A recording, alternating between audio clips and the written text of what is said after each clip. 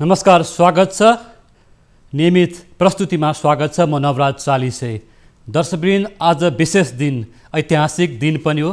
सारा नेपाली राजनीतिक शक्ति, राजनीतिक पार्टी, दलहरूको एउटै आवाज, एकताको दिन पनि हो र लिम्पियाधुरा, कालापानी र लिपुलेक क्षेत्र समेटिएको नेपालको नयाँ राजनीतिक नक्सालाई प्रतिनिधि सभाले सर्वसम्मत रूपमा अनुमोदन गरेको छ। यो विशेष क्षण र ऐतिहासिक क्षण पनि हो र सम्पूर्ण नेपालीहरूको एकताको यो चाहिँ आजको सन्देश पनि दिएको छ संसदले। र संसदमा बहुमतले सर्वसम्मत रूपमा नेपालको नयाँ राजनीतिक नक्सा पास भएको छ। यो क्षणले सबै देशवासीहरू हर्षित भएका छन्। हिमाल, पहाड, तराई, मधेस सम्पूर्ण देशवासीको आवाज बोलेको छ कि नेपाली राजनीतिक पार्टीहरू आज एक भएका छन्, एकताको सन्देश गएको छ। र संसदको आजको सर्वसम्मत बैठकले नेपालको नयाँ राजनीतिक नक्सा अनुसार नयाँ निशान छाप परिवर्तन गरी ल्याएको संविधान संशोधन विधेयक सर्वसम्मत रूपमा पारित गरिएको हो। बैठकमा 258 सांसद उपस्थित रहेका थिए भने सबै सांसदले एकमत भएर एकता प्रस्तुत गरेका छन् र सबैले संविधान संशोधनको विधेयकको पक्षमा मत दिएका छन् र त्यसैले संविधान संशोधन विधेयक 2/3 भन्दा बढी मतले पास भएको सभामुख अग्नि सापकोटाले घोषणा गर्नुभएको छ। हो, अब नेपालको छिमेकी मुलुक भारतसँगको अबको कूटनीतिक सम्बन्ध कसरी अगाडि बढ्छ, यो महत्त्वपूर्ण क्षणमा अब नेपालले कूटनीतिक क्षणलाई अथवा कूटनीतिक चातुर्यतालाई कसरी अगाडि बढाउँदैछ भन्ने कुरा यति बेला सबैको जिज्ञासाको विषय बनेको छ। र नेपालको भू राजनीतिक अवस्थामा र भारत, चीन र अमेरिकाको पनि चासोको विषय रहेको छ आज। र विश्वको भू राजनीतिक अवस्थामा पछिल्लो दिनमा नेपाल अत्यन्तै जटिल र गम्भीर मोडमा आइपुगेको राजनीतिक विश्लेषकहरू र परराष्ट्रविदहरूको पनि अनुमान, टीका टिप्पणी भइरहेको छ। यति बेला सबैजना एकजुट भएर देशको एक ढिक्काको एउटै आवाज, एउटै मत, एउटै बोली यति बेला देखिएको छ। यो विशेष परिस्थिति पनि हो। यसै सन्दर्भमा हामीसँग अब नेपालले लिने कूटनीतिक यात्रा, कूटनीतिक पहल कस्तो हुनसक्छ भन्ने विषयमा पूर्व राजदूत, भारतका लागि पूर्व राजदूत दीप कुमार उपाध्याय र परराष्ट्रविद हिरण्यलाल श्रेष्ठ अहिले हामीसँग हुनुहुन्छ। उहाँसँग आज हामी कूटनीतिक क्षेत्रमा नेपालले अब लिने निकासको बारेमा छलफल गर्नेछौँ। म उहाँहरू दुवैलाई स्वागत गर्छु। नमस्कार। हामीसँग दुवै परराष्ट्रविदहरू अहिले जोडिनु भएको छ। म यहाँहरूलाई स्वागत गरेँ एकमुष्ट रूपमा। सबभन्दा अगाडि दीप कुमार उपाध्यायज्यू, यहाँ भारतमा रहेर राजदूत भएर काम गरिसक्नु भएको छ। यो आजको क्षणलाई अब नेपालले भारतसँग कुन खालको कूटनीतिक पहलमा यो लिम्पियाधुरा, कालापानी, लिपुलेक क्षेत्रलाई अब राजनीतिक रूपमा आफ्नो नक्सामा समेटेको छ। आगामी दिनमा हाम्रो अब चाहिँ भारतसँग कस्तो खालको रणनीति चाहिँ हामीले लिएर अगाडि बढ्नुपर्छ? पक्षका कुराहरू भए। अब त्यस्तै हामीले खास गरेर अभूतपूर्व एकता आज बनेको छ। अब त्यो एकताले गर्दाखेरि एकताको जगमा नै राष्ट्रियता, अब हाम्रो सम्प्रभुता, राष्ट्रिय हितलाई सम्वर्धन गर्न निकै ठुलो यो अब हामीलाई सहयोग पुग्छ। अब यो एकताको जगमा अब हामीले अलिकति राजनीतिक परिपक्वता देखाउनुपर्छ, किनभनेदेखि अब भारतसँग हाम्रो अत्यन्तै एउटा भनिदिउँ न अब सरकार बिचको भन्दा पनि यो त के भन्ने राष्ट्रका नागरिक बिचको सम्बन्ध छ। इतिहास, संस्कृति, सभ्यता, अब हाम्रो यो सब भन्ने धरोहरमा धेरै कुराहरू छन् विरासतमा। यी सबै समग्र कुराहरूलाई ध्यानमा राखेर अब हामीले कूटनीतिक परिपक्वता सरकारले देखाउनुपर्छ। त्यो परिपक्वता भनेको चाहिँ शान्त, मर्यादित कूटनीतिबाट परिणाममुखी नै अब हुनुपर्दछ। त्यो नक्सा नहुँदाखेरि हामीलाई वार्तामा बस्दाखेरि पनि अलिकति अप्ठ्यारो हुन्थ्यो। र मैले अलि संक्षेपमा भन्नुपर्दाखेरि समय भनेको कुरो सबभन्दा महत्त्वपूर्ण हेर्नुहोस्, त्यो समय चाहिँ वास्तवमा भारतले पनि गुमायो। नेपालले पटक पटक हामी वार्तामा बसौँ, किनभनेदेखि अब जब उनीहरूले एउटा काश्मीरको इस्युमा लद्दाखको कारणले गर्दाखेरि नक्सा जारी गरेपछि हाम्रो भूभाग पनि अब यसमा पर्यो भनेर हामीले प्रतिवाद गरिसकेपछि उनीहरूले स्वीकार गरेको चाहिँ एउटा भनेर विवादित क्षेत्रमा स्वीकार गरेको ठाउँलाई पनि अर्गेनाइज गरेर ध्यान दिइएन, पछि भनेर सारियो। त्यसपछि सडकको पनि उद्घाटन भएपछि अब नेपालमा पनि जुन किसिमको एउटा अभूतपूर्व एउटा राजनीतिक चेतना सम्पूर्ण यसमा हेर्नुहोस् भन्दैन। अब पार्टीको मात्रै कुरा छैन, संसदको मात्रै कुरा छैन, सम्पूर्ण नागरिक समाज, सम्पूर्ण देशवासीहरू चाहिँ एउटा अत्यन्त एउटा भन्नु न एउटा राष्ट्रिय भावनाबाट चाहिँ उत्प्रोत भएर एक ठाउँमा उभिएको बेलामा अहिले आज एउटा प्रतिनिधि सभाबाट राम्रो बहुमतका साथमा सर्वसम्मत हिसाबबाट अब यो पास भएको छ। यो चाहिँ प्रक्रियामा यो चाहिँ पास हुने नै छ। यसले अब एउटा के भनेदेखि पोजिसन चाहिँ नेपालले पनि दिएको छ। त त्यसलाई हामीले अब नक्सा मात्रै पास गर्नु, नक्सा मात्रै स्थापित गर्नु हाम्रो सफलता होइन। बल्ल हामी अग्नि परीक्षामा गयौँ। अग्नि परीक्षा भन्नाले अब हामीले कूटनीतिको सञ्चालन गर्ने सरकारले नै हो। त्यो परिपक्वता भनेको हाम्रो सरकारले देखाउनुपर्छ। सरकारलाई सम्पूर्ण देशको सहयोग छ। मेरो चाहिँ अनुरोध के छ, पटक पटक मैले भनेको छु, जति पनि नेपाल भारतको सम्बन्धमा अनुभव प्राप्त गर्ने भन्दैन हाम्रा परराष्ट्र सेवाका निवर्तमान कूटनीतिज्ञहरू होलान्, वर्तमान सेवामा होलान्, या अरू पनि जति पनि यसमा चाहिँ अलिकति अब अध्ययन गर्ने, विश्वास गर्ने मानिसहरूलाई सबैको सहयोग दिने एउटा वातावरणका साथमा सरकारले चाहिँ वार्ताको तयारी गर्नुपर्छ। भारत पनि वार्तामा आउनै पर्छ। भारतले वार्तामा नबसेर अर्गेनाइज गर्दाखेरि यो भारतको लागि नै भन्नु पनि अब कुनै हितकारी छैन। अहिले बिस्तारै भारतमा दबाब बढ्दै मैले भनिसकेँ। नेपाल र भारतको सम्बन्ध भनेको यो दुईटा सरकारको जस्तो सम्बन्ध होइन, अत्यन्त गहिरो आफ्नै किसिमको सम्बन्ध छ। हेर्नुहोस्, जस्तै नाकाबन्दीको बेलामा संसदमा ठुलो तपाईँको दबाबपछि त्यहाँ पहिलोचोटि उनीहरूको भन्ने पाकिस्तान र चीनसँगको लडाइँमा पनि नभएको छलफल नेपालको बारेमा छलफल हो र यो चाहिँ सरकारले अर्गेनाइज गर्न हुन्न, नेपाली जनताले के पिराए, यो गलत हो भन्ने किसिमको आवाज उठ्यो। त्यस्तै किसिमको अहिले पनि हामीले एउटा शान्त कूटनीतिबाट त्यो चाहिँ एउटा बिस्तारै दबाब सृजना हुँदैछ। त्यसैको जगमा टेकेर भारत सरकारमा पनि सम्मानजनक स्थितिमा त्यहाँबाट बहिर्गमनको बाटो हामीले बनाउन सक्नुपर्दछ भन्ने मलाई लाग्छ। जस्तो भोलिको दिनमा भारतले हामीमाथि गर्ने व्यवहार कस्तो हुनेछ, अथवा भनौँ न नेपालमा जुन खालको अभूतपूर्व राजनीतिक एकता, बल, शक्ति प्रदर्शन भएको छ, नेपालले त्यो खालको एउटा चाहिँ हिम्मत देखाएको छ, आँट पनि गरेको छ, इतिहासमा एउटा महत्त्वपूर्ण क्षण पनि हो। यो अवस्थालाई भारतले कस्तो खालको रेस्पोन्स गर्ला, त्यहाँका कूटनीतिज्ञहरू के भनिरहेका छन्, अथवा उनीहरूको रेस्पोन्स कस्तो हुनसक्छ भन्ने विषयमा तपाईँलाई के लाग्छ? अथवा म यो विषयमा अलिकति हिरण्यलाल श्रेष्ठज्यूलाई जोड्न चाहन्छु। अब लिपुलेक कालापानीको विषय यति जटिल बन्दै गयो कि जुन विषय भारत र चीनको पनि चासोको विषय बन्न गयो र भारतले नेपाललाई जानकारी नदिइकन कालापानीबाट बाटो खोलेको विषय निकै जटिल र एउटा सार्वभौम सत्ता राष्ट्रको लागि यो चाहिँ ठुलो चाहिँ भनौँ नेपालको लागि चोट नै रह्यो। यो अवस्थामा भारतको आगामी दिनमा भारतले नै अब नेपालमाथिको भारतसँगको एउटा कूटनीतिक सम्बन्ध, एउटा राजनीतिक सम्बन्ध, अथवा यहाँले पनि भन्नुभयो खुला सिमाना भएको अवस्था पनि छ। यसकारण भोलिको दिनमा भारतले कस्तो खालको चाहिँ रेस्पोन्स देखाउला भन्ने लाग्छ हिरण्यलाल श्रेष्ठज्यू? सुपरिभाषित परराष्ट्र नीतिहरू छ। अब त्यो परराष्ट्र नीतिमा नेपालसँगको उनीहरूको आफ्नो एउटा सम्बन्ध नीति चाहिँ त्यति अनुकूल होइन। हेर्नुहोस्, त्यो हामीले स्वीकार्नुपर्छ। जसले गर्दाखेरि पहिले अब प्रशासनिक तहको सम्बन्धनमा नै नेपाल रह्यो भन्छु म। र प्रधानमन्त्री मोदी सरकारमा आएपछि उनले मात्र होइन, यो त भएर नेबरहुड फर्स्ट पोलिसीमा नेपाल चाहिँ हाम्रो सबभन्दा एउटा उनीहरूको खास गरेर अब बिजेपीको अब उनीहरू देवभूमि आधारभूमि के पो भन्छ भन्ने, त्यसले गर्दा सम्बन्ध राम्रो गर्नुपर्छ, राजनीतिक तहमा स्थापित गर्नुपर्छ भनेर मोदीजीले त्यसलाई ब्रेक थ्रु गरे। उनी पहिलोचोटि आए, संसदमा बोले। सायद उनको त्यो मलाई लाग्छ अभिव्यक्ति चाहिँ विवेकको अभिव्यक्ति थियो। तर उनलाई पनि त्यहाँ गाह्रो थियो। हेर्नुहोस्, देशको परराष्ट्र नीतिलाई एउटा पार्टी एउटा नेताले बहुमत हो भन्दैमा डिपार्चर गर्न पाइन्छ भन्ने कुरा त थियो। हेर्नुहोस्, हामीले जस्तै धेरै कुराहरू बुझ्यौँ नि नेपालमा, जस्तै हुन्छ अब आवश्यक थियो थिएन, के भयो, कसरी भयो, जसरी कुन परिप्रेक्ष्यमा 12 बुँदे सम्झौता भयो, कसरी भन्दैन हाम्रो माओवादीको युद्ध सुरु हो, यी सबै परिप्रेक्ष्यमा विगतका कुराहरूलाई एउटा मोदीजीले चाहिँ राजनीतिक तहमा ल्याएर प्रयास चाहिँ गरेका हुन्। त्यसमा उनको पनि असफलता हो। हेर्नु, किनभनेदेखि उनले नि नेपालसँगको सम्बन्धलाई उनको छिमेकीसँगको सम्बन्धमा नेपालसँगको सम्बन्धलाई चाहिँ एउटा स्थितिमा पुर्याउन नसक्छ।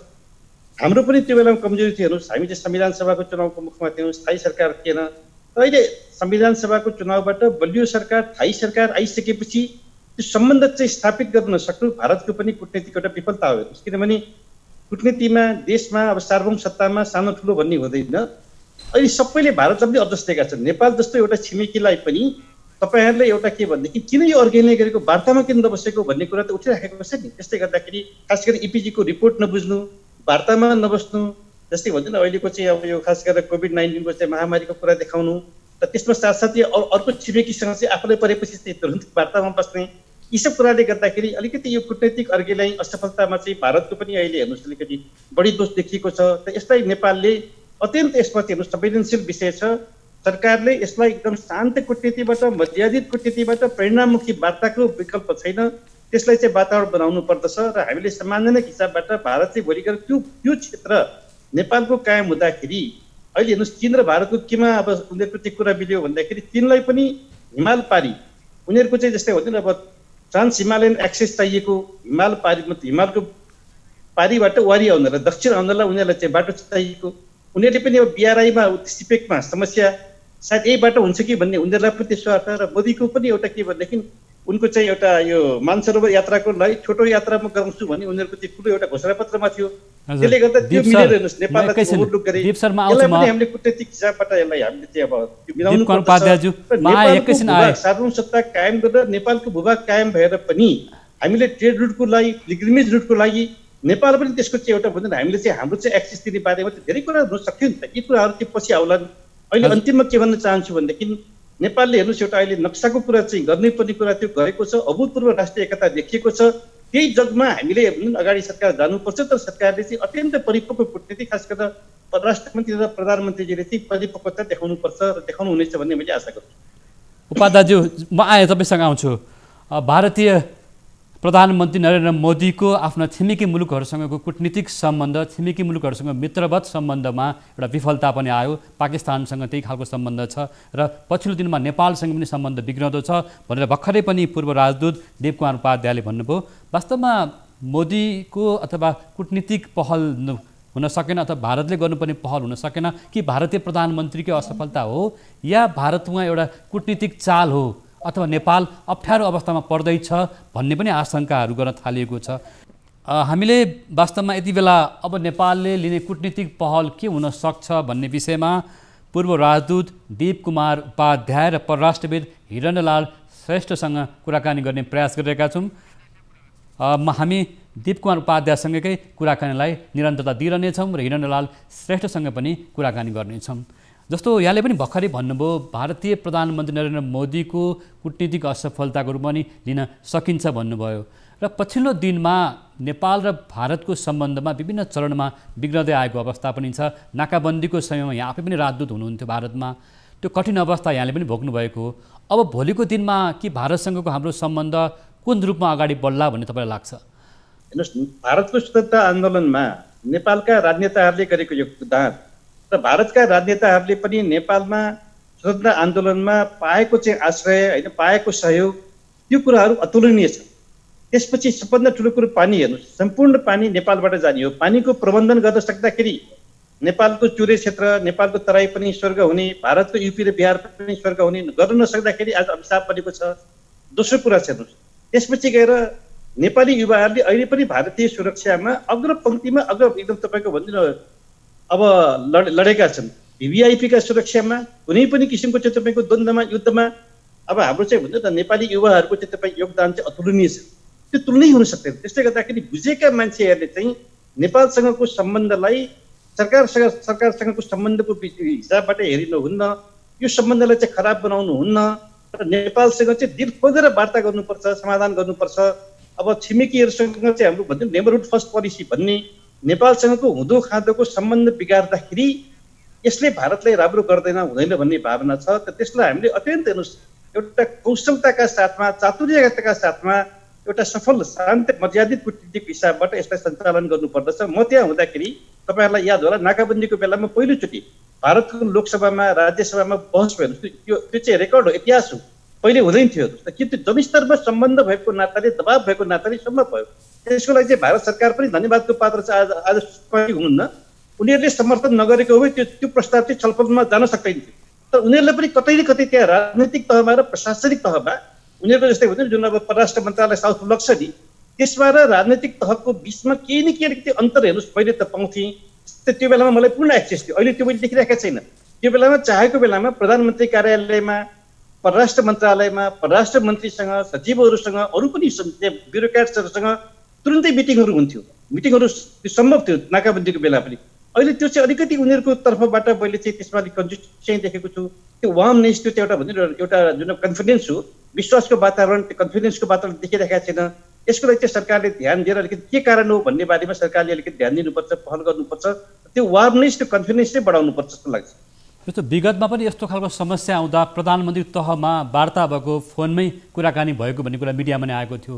यसपटक यति जटिल सम्बन्ध बन्दै जाँदा पनि किन यो विषयलाई भारतले एउटा भनौँ यसबाट व्यवस्था गर्यो या नेपालले कूटनीतिक एउटा चाहिँ चतुर्याइ त्यही भनौँ नेपालले जुन दिल्लीमा गएर वार्ता गरेर होस् अथवा अरू चाहिँ बाटोहरू प्रयोग गरेको भएको हुन्थ्यो कि भन्ने पनि एउटा कुराहरू उठिरहेको छ। यो अवस्थालाई अब एउटा राजनीतिक नक्सा नेपालको संसदले पारित गरेको छ। अब भोलिको दिनमा लिपुलेख क्षेत्र के हुने एउटा भनौँ जसरी आज भारत र पाकिस्तानको चाहिँ कश्मीरको विवाद छ त्यस्तै पो हुने हो कि भन्ने पनि शङ्काहरू आशंकाहरू छन्। वास्तवमा अलि बढी स्पष्ट हुन त आवश्यक छ नि त, होइन? अब एकदम ठिक हो। हेर्नुहोस्, अब हामीले नि जस्तै नक्सा त अब हामीले देख्यौँ, सबैलाई अनुमान हो। अत्यन्त विकट क्षेत्र हेर्नुहोस्, नेपालले नि धेरै कुरो त हामीले पनि गल्ती गऱ्यौँ, गुमायौँ, होइन? अब त्यो कुरा छोडौँ, यति विकट क्षेत्र चाहिँ हाम्रो ध्यानै पुगेन, होइन? हामीले हाम्रो चाहिँ नक्सामा त्यसलाई छोड्यौँ। अब त्यो नक्सा भनेको पनि हामीले महाकालीको सन्धि गर्दाखेरि उद्गमको बारेमा नि अब चर्चा चल्यो, हामीले नि फेरि त्यसलाई छोडेर स्थगित राख्यौँ। त्यसपछि गएर संविधान सभाबाट अब संविधान बनाउँदाखेरि पनि यी कुराहरूमा ध्यान पुग्न सकेन। ती हाम्रा पक्षका हिजोका कुरा हो। अब नयाँ कुरा के हो भनेदेखि हामीले जस्तै भनौँ तल तपाईँको भनौँ लिपुलेख क्षेत्र, लिपुलेख पासलाई अब भारतले त्रिदेशीय बिन्दु, अब महाकालीलाई चाहिँ भनौँ नयाँ महाकाली त्रितुरी खोला भन्न खोजेको छ। महाकालीको उद्गमका कुराहरू हामी वार्ताको टेबलमा बसेपछि प्रमाण हेरेपछि यी सब कुराहरू टुङ्गिन्छ। नेपालको भूमि कायम भयो भने पनि नेपालले लचकताका साथमा त्यसमा भन्नु न हामीले चाहिँ जस्तै भन्नु ट्रेड रुटका कुरामा, पिलग्रिमेज रुटका कुरामा कसरी नेपालको भूमि कायम गरेर पनि हामी त्यो बारेमा चाहिँ त्यसलाई चाहिँ एक्सेस दिने कुरामा, विचार गर्ने कुरामा त्यो ओपन छ नि। तर के भने भारतले सत्य भन्ने कुरो दुइटै हुँदैन, सत्य एउटै हुन्छ। हामीले अब सुगौली सन्धिबाट प्राप्त गरेको भूभागलाई जुन कुरो अहिले उनीहरूले पनि बिस्तारै स्वीकार्दै आएका छन्, तर पछि गएर त त्यो नक्सामा चाहिँ तपाईँको डिस्टोर्सन भयो, कार्टोग्राफिक डिस्टोर्सन भयो भन्ने कुरो किन भयो, तपाईँहरूले किन प्रतिवाद गर्नु भएन भन्ने किसिमका कुराहरू उनीहरूले देख्छन्। अब ती कुराहरूमा चाहिँ नेपालले ठिक चाहिँ समयमा गर्न सकेन होला। अहिले हामी चाहिँ अब नेपाल एउटा चाहिँ स्थायित्वमा गएको छ, अनन्त सङ्क्रमणबाट मुक्त भएको छ। जस्तो 1816 को सुगौली सन्धिमा भएका सम्झौता अनुसार हामीसँग प्रशस्त कागजपत्र छ जुन चाहिँ कालापानी लिपुलेख क्षेत्र हाम्रै हो। त्यति बेला चाहिँ भनौँ न हाम्रा चाहिँ काम गरेका मालपोतमा हामीले चाहिँ भनौँ न बाली उठाएको, कर उठाएको कुरा पनि आइरहेको छ। हाम्रै भूगोल छ। जस्तो महाकाली नदीबाट पूर्वको जग्गा हाम्रै हो भन्दै पनि भारतले नेपालसँग प्रशस्त चाहिँ कागजपत्र लालपूर्जा हुँदा पनि अटेर गर्यो भन्ने कुरा जुन आइरहेको छ र भारतीय सञ्चार माध्यम मिडियाले पनि अनर्गल प्रचार गरेको देखिन्छ सीमा विवादमा। यो विषयलाई कसरी हेर्नुहुन्छ? अब उनीहरूको चाहिँ एउटै कुरा के छ भन्दा तपाईँहरूको पहिले थियो होला, अहिले त हाम्रो छ नि त। त्यहाँका नागरिकले हाम्रा नागरिक भए, हाम्रो शासन प्रशासन छ, त्यो चाहिँ भने तपाईँहरूको नक्सामै थिएन। सुगौली सन्धि पछिका अब धेरै 5वटा नक्सा निकाल्दाखेरि 3 नक्सासम्म चाहिँ त्यो देखिन्छ। त्यसपछि गएर त हाम्रो नक्सामा छ, तपाईँले प्रतिवाद गर्नु भन्ने कुरा होला नि। त्यो कुरालाई वार्तामा बसेपछि त सब प्रमाण नि। जस्तै भन्छ न महाकालीको उद्गम कुन हो, महाकाली नदीको मूल नदी कुन हो भन्ने कुरा त यसमा विवाद गर्नुभन्दा तथ्य हुन्छ। तर नेपालको भूमि भयो भने पनि नेपालले शान्त कूटनीतिबाट नेपालको भूभागबाट भारतलाई पनि कुनै पनि किसिमको खतरा हुँदैन, त्यस्तै मित्र राष्ट्र चीनलाई पनि खतरा हुँदैन। र हामीले हाम्रो भूभाग कायम गरेपछि त्यो भूभागबाट दुवैको हितको संरक्षण हुन्छ भन्ने कुरालाई हामीले विश्वास दिलाउन सक्नुपर्छ। हेर्नु, सबभन्दा मूल कुरो चाहिँ त्यो हो। त्यो भयो भनेदेखि जस्तै नेपाल र भारत र चीनको बिचमा नेपालको सिमानाको भूभागले गर्दाखेरि दुवै देशलाई तनाव छैन। उनीहरूलाई पनि नेपालको भूभाग जति त एउटा संरक्षित क्षेत्र छ, त्यसमा उनीहरूले कुनै किसिमको पनि भन्नु त अब अहिले तनाव बेहोर्नु परेको छैन। नत्र उनीहरूको त धेरै आफ्नो किसिमका फेरि तनावहरू छन्, आफ्ना उनीहरूको समस्याबाट त्यो अब उनीहरू अवगतै छन्। त्यसले गर्दाखेरि त्यसमा हामीले आश्वस्त पारेपछि नेपाली भूभाग कायम हुँदाखेरि पनि मित्र राष्ट्र भारतलाई पनि चीनलाई पनि यसबाट असर पर्दैन भन्ने कुरालाई चाहिँ हामीले एउटा शान्त कूटनीतिबाट, मर्यादित कूटनीतिबाट विश्वास पार्न सक्नुपर्छ। जसरी पहिले 18वटा चेकपोस्टबाट भारतीय सेनाहरू चेकपोस्ट छोडेर गए, टिङ्कर भन्ज्याङको तपाईँको चेकपोस्ट त्यहाँ गएर बस्यो।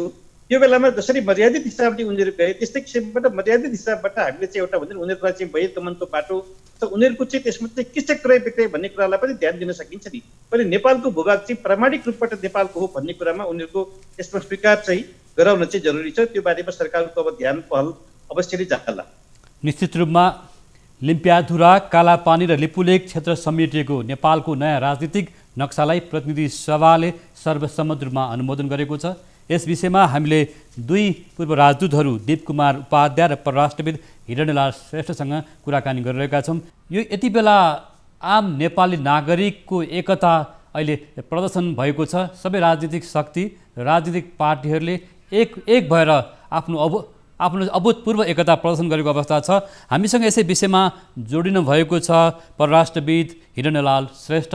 म उहाँलाई स्वागत गर्छु। नमस्कार। आराम हुनुहुन्छ? हजुर, तपाईँ लामो समयदेखि परराष्ट्र मामिला नजिकबाट हेर्दै आउनुभएको छ। लिम्पियाधुरा कालापानी लिपुलेक क्षेत्रलाई समेटिएको नेपालको नयाँ राजनीतिक नक्सा संसदले अनुमोदन गरेको छ। यो अवस्थालाई तपाईँले कसरी हेर्नुहुन्छ? अब हाम्रो कूटनीतिक बाटो, कूटनीतिक यात्रा भारतसँग कस्तो हुन्छ? हिरण्यलाल श्रेष्ठज्यू। यो नक्सा आज प्रतिनिधि सभाले पास गरेको छ सर्वसम्मतिबाटै। अब राष्ट्रिय सभामा जान्छ, त्यसपछि राष्ट्रपतिबाट जारी सही गर्छ। र यसले अब के भयो भन्दाखेरि नक्सा निकाल्यो सरकारले, त्यो नक्सालाई अथेन्टिसिटी भयो, आधिकारिकता त्यसको बस्यो संसदबाट अनुमोदन भइसकेपछि। त्यो पनि सर्वसम्मतिबाट। यसले गर्दाखेरि आफ्नो प्रमाण नक्साबाट स्थापित भयो र अरू प्रमाण पनि सङ्कलन गरिकन वार्ता गर्छौँ भन्ने भनेको छ नेपाल सरकारको।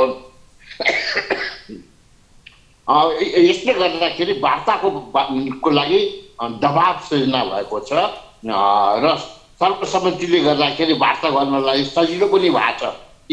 नेसनल म्यान्डेट चाहिँ लिएर सरकारले वार्ता गर्ने भएको छ र यसले अहिले पहिलेका नक्सा छुटेको कुराहरूलाई स्ट्याब्लिस गरेर संविधानमै अङ्कित गरेको हुनाले यसको औचित्यता बढी साबित भएको छ र भारतलाई छिमेकीहरूसँग वार्ताद्वारा समस्या समाधान गर्नलाई अब वार्ता लम्ब्याएर डिले गर्ने र डिनाइ गर्न सक्दैन। अब प्रमाणको आधारमा वार्ताको टेबलमा बसेर टुङ्ग्याउनेलाई अनुकूलता सृजना गरेको छ र वास्तवमा यो सीमाको समस्या दुई मित्र देशहरूको बिचमा प्रमाण पहिलेको सन्धि सुगुली सन्धिको धारा 5ले प्रष्ट रूपले काली नदीको पूर्व नेपाल पश्चिम चाहिँ भारत भन्ने कुरा छुट्याएको छ र त्यसको मुहान चाहिँ लिम्पियाधुरा नै हो। र यसैले अब त्यो अब यो दुईटा कुरा भयो। एउटा चाहिँ के छ भन्दाखेरि लिम्पियाधुरा नै हो भन्ने कुरा यो नक्साले साबित गर्यो र त्यसले गर्दाखेरि ट्राइजक्सन पनि अब नेपाल चीन र भारत जोडिने पनि लिम्पियाधुरा हो भन्ने नै भयो र अहिले 62 देखि मात्र बस्या हो, त्यो पनि आर्मी क्याम्प बनाएर बसेको। अब एक किसिमले मिलिट्री बेस बनाउन खोजेको। अब त्यो मिलिट्री बेस बनाउने होइन, बरु नेपालले एस्योर गर्ने कि नेपालको भूमि भारतको विरुद्ध चीनको विरुद्ध प्रयोग हुँदैन, हामी ग्यारेन्टी दिन्छौँ। तर नेपालमा मिलिट्री बेस बनाएर नेपाल असंलग्न देश भएको हुनाले एउटाको सैनिक क्याम्प आफ्नो भूमिमा बनाउनु दिन मिल्दैन। यस निम्ति पनि फर्कनुपर्छ। एउटा त टेरिटोरियल इन्टिग्रिटीको लागि फर्कनु पर्यो, हाम्रो भूमि हामीलाई नै दिनु पर्यो। दोस्रो, नेपालको दुई छिमेकीको बिच पनि सन्तुलनको नीति र एक अर्काको विरुद्ध प्रयोग आफ्नो भूमि नगर्ने नीति भएको हुनाले त्यो ठाउँमा मिलिट्री बेस कायम राख्नु ठिक छैन। किनकि त्यो मिलिट्री बेस किन हो भन्दाखेरि एक त सुरक्षा चौकीले नेपालीहरूलाई नै जान नदिने, उसको पर्मिसन चाहिने गर्यो। दोस्रो, बाटो बनाए पनि आर्मीले र उद्घाटन पनि रक्षा मन्त्रीले गर्यो, दुईजना कमान्डरहरूलाई दायाँ बायाँ राखेर। अनि यसले गर्दाखेरि र उनीहरूले जसरी इन्डियाको मिडियाले चाहिँ चाइना फोबिया क्रिएट गरिकन अरूले उचाल्यो भन्यो, यसले गर्दाखेरि पनि त्यो चीनको विरोधी अखडा बनाएको हो। नेपालले आफ्नो भूमिमा चीन विरोधी अखडा, आफ्नो भूमिमा भारत विरोधी अखडा बनाउन दिनु हुँदैन, दिने नेपालको नीति छैन। यसैले त्यो ठाउँबाट सैनिक चौकीहरू भारतले हटाउनुपर्छ र नेपालको नै राज्यको उपस्थिति पुनर्स्थापना गर्नुपर्छ। धारचुलामा उनीहरूले बाटो बनाएको आफ्नो भूभागमा ठिक छ, धारचुला आउनको लागि नेपालको पर्मिसनबाट मात्र त्यो बाटोकोमा आउन पाउने गर्नुपर्छ। जहाँसम्म इन्डिया चाइनालाई बाटो चाहियो भन्ने छ, नेपालले परापूर्व कालदेखि बाटो दिँदै आएको छ, अहिले पनि हामी बाटो दिन्छौँ। तर नेपालको स्वामित्व त्यो भूमिमा हुने गरिकन लाल पूर्जा नेपालको कायम हुने गरिकन मात्र दिन सकिन्छ। यसको लागि नेपाली राजनीतिज्ञहरूको बुद्धिमत्तापूर्ण एकताबद्ध अभिव्यक्ति आजको त्यसले गर्दाखेरि सरकारलाई वार्ता गर्नको लागि एउटा बल प्रदान गरेको छ। यो सकारात्मक हो। जस्तो यहाँले चीन भारत र नेपालको चाहिँ कूटनीतिक सम्बन्ध नजिकबाट केलाउनु भएको छ र भर्खर पनि भन्नुभयो भारतीय रक्षा मन्त्री र दुई कमान्डरहरू बसेर खोलेको बाटो लिपुलेकको बाटो, अब त्यहाँबाट भारतीय आर्मी मिलिटरी ब्याक हुने सम्भावना कतिको देख्नुहुन्छ? म त यसरी देख्छु कि 62मा अहिलेको भन्दा चीन धेरै कमजोर। त्यो बेला त बहादुरी की साथ पछि हट गया भनेर इन्डियन आर्मी चाइनासँगको मुठभेडमा पराजित भएर फर्कनु परेको थियो। बहादुरी की साथ पछि हट गया। नेपाल दुवैको मित्र भएको हुनाले त्यो लिम्पियाधुरा र कालापानी क्षेत्रमा चाइनिज आर्मी आएन र उसको इज्जत बच्यो। अनि 69मा जब फर्कायो 18वटा चेकपोस्ट मध्ये 17वटाबाट फर्क्यो, एउटा कालापानीमा मात्र बाँकी रहेको। अब त्यसपछि फेरि थप चौकीहरू त्यो ठाउँमा बनाइकन बाटो समेत बनायो। कोरोना भएको बेला त्यही बाटो बनाउन पनि भ्याएको, उद्घाटन गर्न पनि भ्याएको। भारतले चीनसँग पनि वार्ता अहिले इस्टर्न लडाकमा चाहिँ अहिले 5000 चाइनिज आर्मी आएर बसेपछि वार्ता गर्नु ऊ बाध्य भयो। उसलाई बल पुग्यो, प्रेसर पुग्यो वार्ताको लागि। अस्ट्रेलियासँग हालसालै भिडियो कन्फरेन्स गरेका छ भन्दाखेरि अरूसँग वार्ता गर्नु हुने, नेपालसँग गर्न नहुने किन? हिरण्य सर एउटा कुरा सोधिहाले। हिरण्य सर, जस्तो लिपुलेक जुन ठाउँ छ त्यसमा भारत र चीन दुवैको स्वार्थ भित्रबाट देखिन्छ, भित्री स्वार्थ देखिन्छ भन्ने कुरा बाहिर पनि आइरहेको छ, जहाँ चाहिँ चाइनाको पनि स्वार्थ देखिन्छ र भारतको पनि देखिन्छ। र लकडाउन भइरहेको अवस्थामा, कोरोना भाइरसको महामारी भइरहेको अवस्थामा जुन बाटो खोलिएको छ, नेपाललाई चाहिँ कुनै एउटा जानकारी नदिइकन त्यो बाटो खोलियो। यस्तो अवस्था रणनीतिक ठाउँबाट बाटो लगिएको छ। यस्तो अवस्थामा के भारतीय सेना त्यहाँबाट ब्याक हुने सम्भावना छ अथवा लिम्पियाधुरा कालापानी लिपुलेकबाट, अथवा छ भने अब हामीले अबको आगामी दिनमा कस्तो खालको कूटनीतिक रणनीति अपनाउनु पर्ला? संयुक्त राष्ट्रसङ्घमा जानु पर्ला, डिप्लोमेटिक मिसनहरूमा चाहिँ नेपाली नक्सा लान चाहिँ लिएर जानु पर्ला, अन्तर्राष्ट्रिय अदालतमा जानु पर्ला? के हुनसक्छ अबको अवस्था?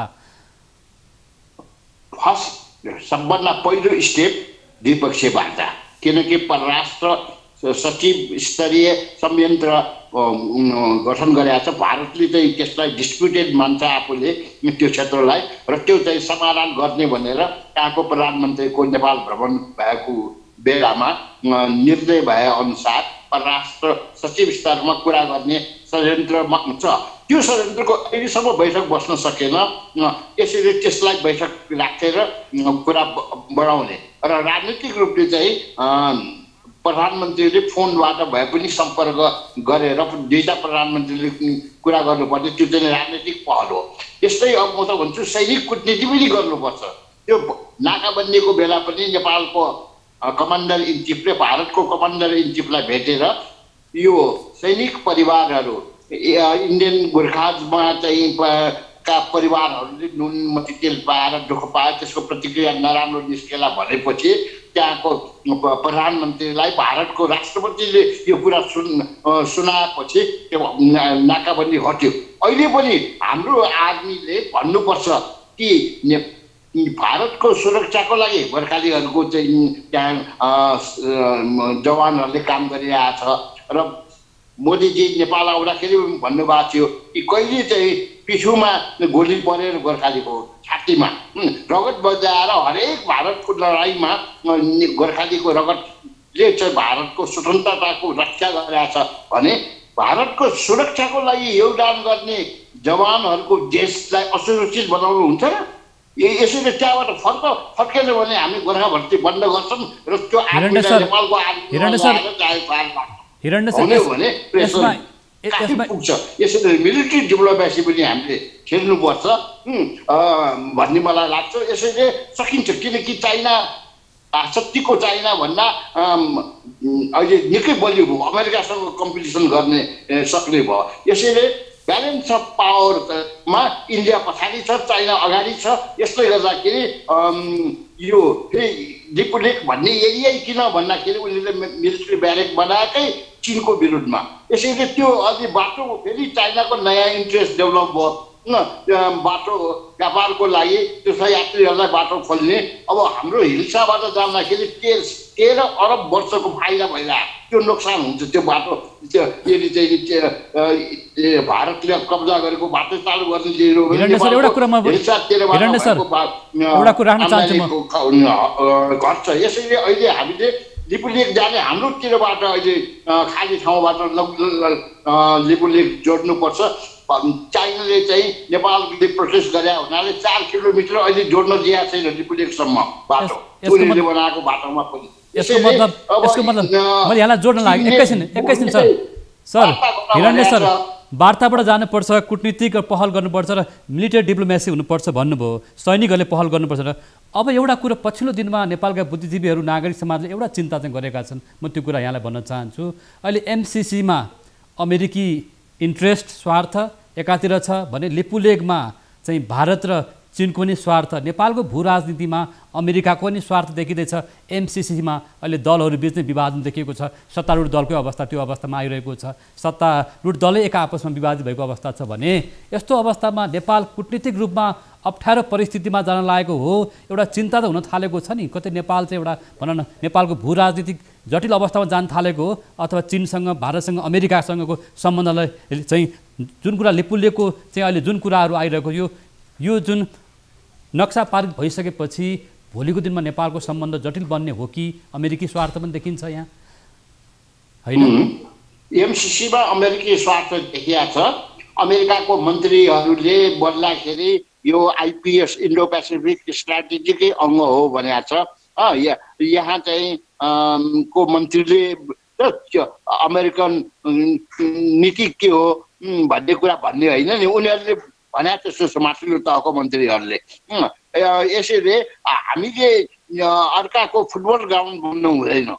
यसैले एमसिसीमा 5-6 वटा पोइन्ट नहुने कुरा छ। एउटा चाहिँ के छ भन्दाखेरि विवाद पर्यो भने नेपालको संविधान र नेपालको कानुन भन्दा अमेरिकी कानुन नै चाहिँ सर्वोपरि हुन्छ भनेको छ। एउटा त्यो नहुने, किनकि त्यो त दुई सबरेन इक्वेलको बिचको सन्धि भएन। त्यो के हो भन्दाखेरि क्लाइन्ट स्टेट जस्तो। हिरण्य सर, मैले भन्न खोजेको लिपुलेकको विषय कतै भोलि ठुलो विवादको विषय बन्न सक्छ भन्न खोजेको। जस्तो यहाँहरू जस्तो कूटनीतिज्ञहरूले परराष्ट्रविदहरूले यतिखेर गहिरो रूपमा चनाखो हुनुपर्ने अवस्था छ। हामी अन्तिममा के भन्न चाहनुहुन्छ? यति बेला नेपाल कूटनीतिक चतुरता कसरी देखाउने अन्तिममा भन्दाखेरि नेपालले सैनिक गठबन्धनको गन्ध आउने एमसिसीमा चेन्ज गरेर कन्डिसनहरू त्यस्तो हटाएर यो आइपिएसको अङ्ग होइन भन्ने कुरा कमिट गराएर मात्र गर्ने। बाटो के ट्रान्समिसन लाइन बनाउनेमा हाम्रो विरोध होइन, तर सर्टहरू भएन। नेपालको संविधानभन्दा माथि म अर्काको कानुन लागू हुन्छ भन्ने हुन्छ र? अनि उसको सुरक्षामा आघात पर्यो भने कुनै बेला पनि क्यान्सल गर्न सक्ने, उसैले अडिट गराउनु पर्ने उसको कम्पनी अमेरिकन कम्पनीलाई उनीहरूको हुने, भारतको पनि स्वीकृति चाहिने। यस्तो कन्डिसनहरू हटाएर संशोधन गरेर हुन्छ। पार्लियामेन्टले त्यसले चेन्ज गर्ने पनि त्यसमा रिनेगोसिएट गर्ने अधिकार हुनुपर्छ। आइटी आँखा चिम्लेर गर्नु हुँदैन। र भारतको विरुद्ध चीनको विरुद्ध पनि अहिले चाहिँ किन कालापानीबाट हटाउनुपर्छ भन्दाखेरि मिलिट्री बेसमा कन्टिन्यू गराउनु हुन्छ, पक्ष पोषण गरे हुन्छ मिलिटरीले। त्यसले नगर्नको लागि त्यस ठाउँबाट आर्मीलाई हटाउन लगाएर त्यो न्युट्रल फ्रेन्डसिपको जोन एरिया बनाउन चाहन्छ। हजुर, यहाँले महत्त्वपूर्ण समय र विचार राख्नुभयो। यहाँलाई चाहिँ धन्यवाद हिरण्य सर। यहाँको चाहिँ समय र विचारको लागि धन्यवाद। धन्यवाद यहाँलाई, यहाँको समय र विचारको लागि धन्यवाद।